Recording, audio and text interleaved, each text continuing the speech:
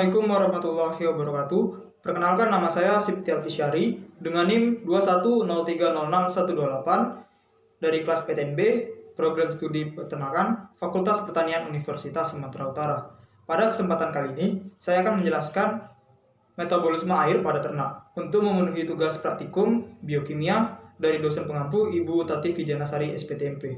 Untuk soal yang pertama, jelaskan 3 sistem kompensasi pada tubuh. Yang pertama, sistem dapat darah. Larutan dapat atau larutan penyangga adalah larutan yang mengandung campuran asam lemah dan basa konjugatnya. Atau sebaliknya, secara alami, sistem dapat bikarbonat digunakan untuk mengatur pH darah, karena darah mengandung sistem dapat asam bikarbonat dan garam bikarbonat.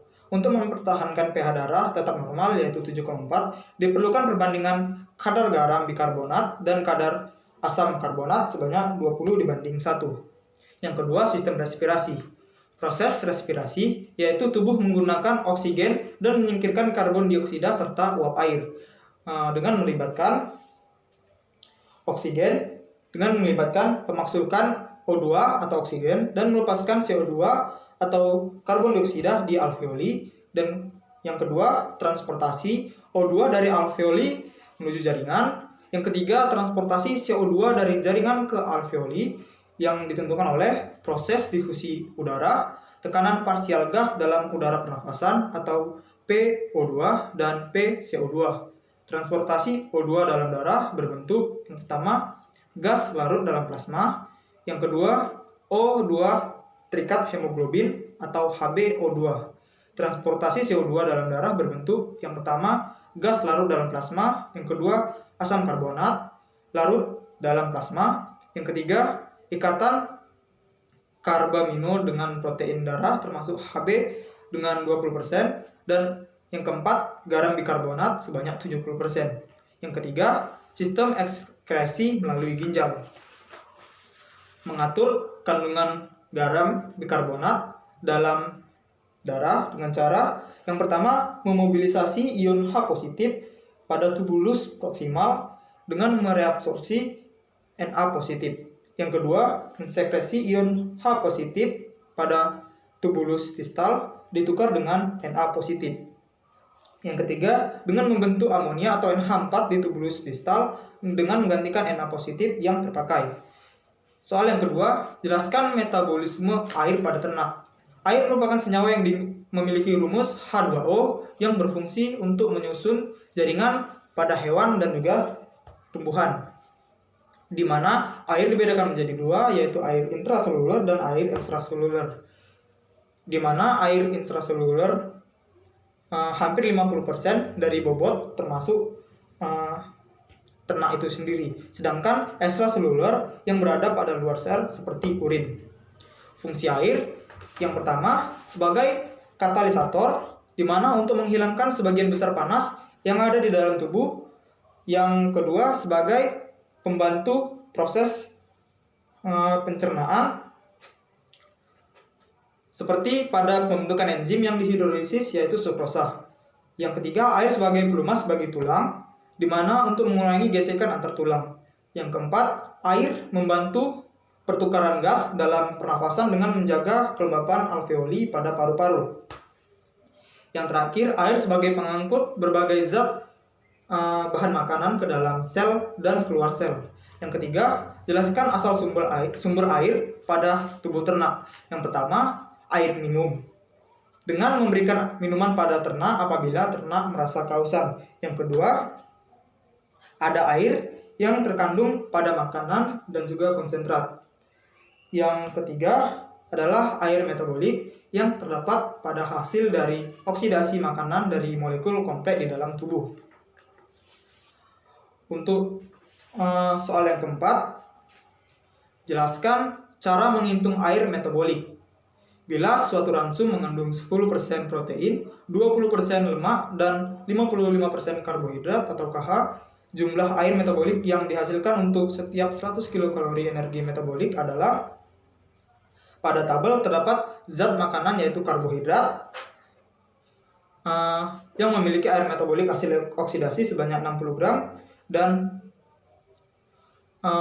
rata-rata kalorinya itu sebesar 400 kilokalori.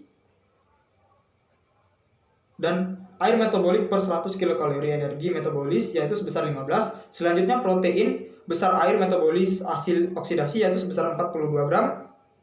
Rata-rata kalorinya itu sebesar 400 kilokalori dan air metabolik per 100 kilokalori energi metabolis yaitu sebanyak 10,5.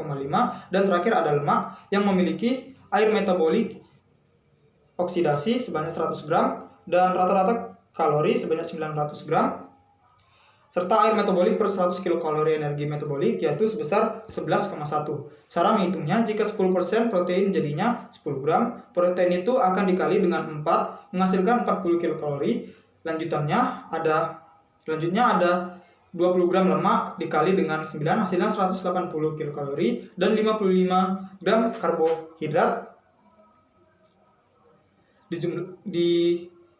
dikali 4 menghasilkan 220 kilokalori dan jika dijumlahkan menjadi 440 kalori. Jika 40 kilokalori itu dapat menghasilkan 40 dikali dengan air metabolik per 100 kilokalori energi metabolis yang berasal dari protein sebesar 10,5 ini dibagi 100 untuk menghasilkan 1 kilokalori jadinya 40 dikali 0,105 hasilnya 4,2 gram air metabolik. Selanjutnya 180 kilokalori pada lemak menghasilkan 180 dikali dengan air metabolik per 100 kilokalori energi metabolis pada lemak sebesar 11,1 yang dimana jika dibagi dengan 100 untuk mendapatkan 1 kilokalori jadinya 180 dikali 0,11 kilokalori hasilnya 19,98 gram air metabolik. Selanjutnya untuk menghasilkan 220 dikali air metabolik per 100 kilokalori energi metabolis yang berasal dari karbohidrat sebesar 15 dibagi dengan 100 untuk mendapatkan 1 kilokalori sehingga didapat 220 kilokalori dikali dengan 0,150 menghasilkan 33 gram air metabolis. Metabolik semuanya dijumlahkan menjadi 57 gram air metabolik. Jadi bila energi ransum 1 kilokalori maka air metabolik yang dihasilkan adalah 57 gram. Yang kelima, soal kelima, faktor yang mempengaruhi ekskresi dan kebutuhan air. Yang pertama, hilangnya air melalui kulit pada mamalia.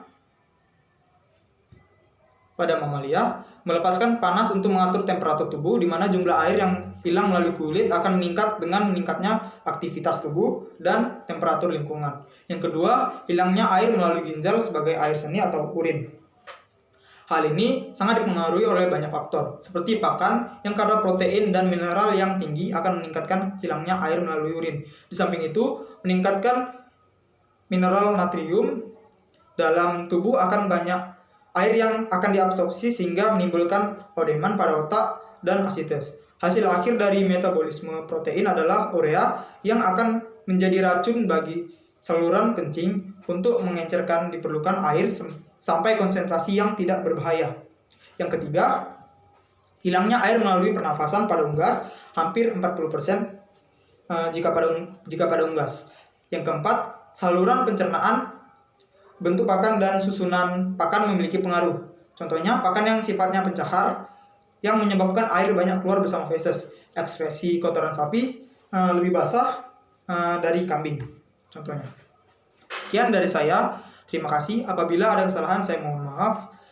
Wassalamualaikum warahmatullahi wabarakatuh. Terima kasih.